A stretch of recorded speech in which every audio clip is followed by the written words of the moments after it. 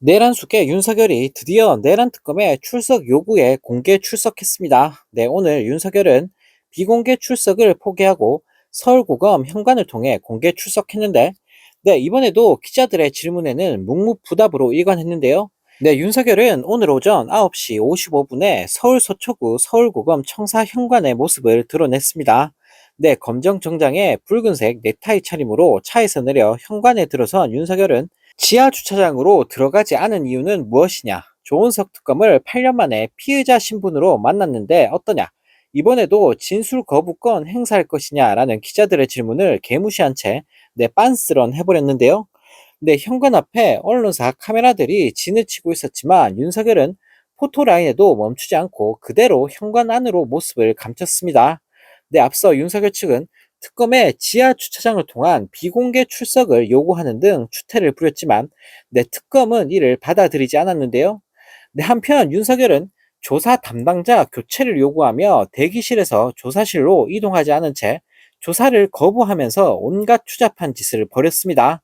네, 이에 특검팀은 윤석열 쪽 변호인이 허위 사실을 빌미로 조사를 거부하고 있다고 보고 특검법의 수사 방해 혐의로 수사에 착수하는 방안과 대한변호사협회에 징계 통보하는 방안 등을 검토하겠다며 초강수를 뒀는데요.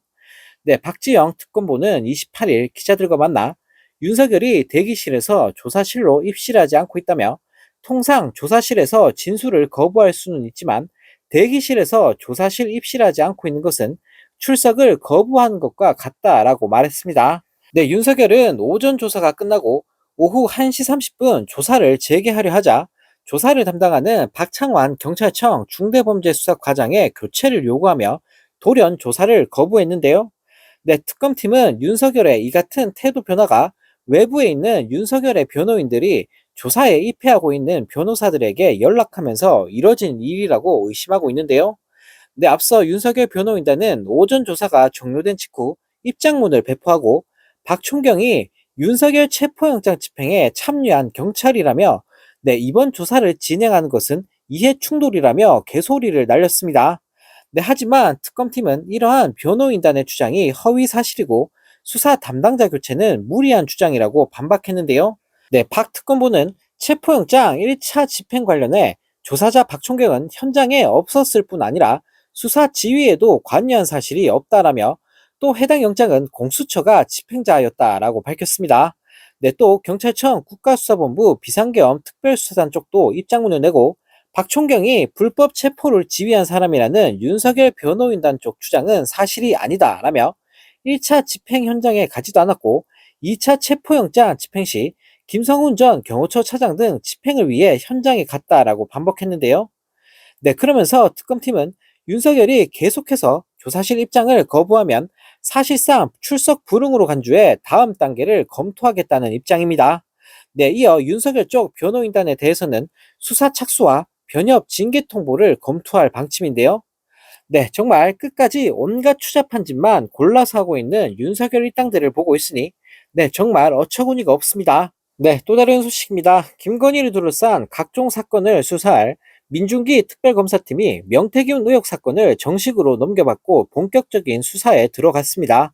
네, 시민단체 사법정의 바로 세우기 시민행동은 28일 입장문을 통해 명태균 게이트 관련 고발 사건 전부가 6월 27일자로 김건희 특검에 이첩됐다라고 밝혔는데요.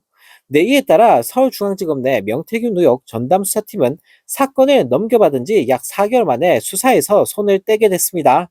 네, 해당 사건은 올해 2월 창원지검에서 서울중앙지검으로 이관돼 수사가 진행돼 왔으며 검찰은 윤석열 김건희 부부가 2022년 제20대 대통령 선거 과정에서 명태균으로부터 무상 여론조사 지원을 받은 대가로 같은 해 6월 1일 국회의원 보궐선거에서 김영선 전 국짐의원에게 공천이 돌아가도록 했다는 의혹을 들여다봤는데요.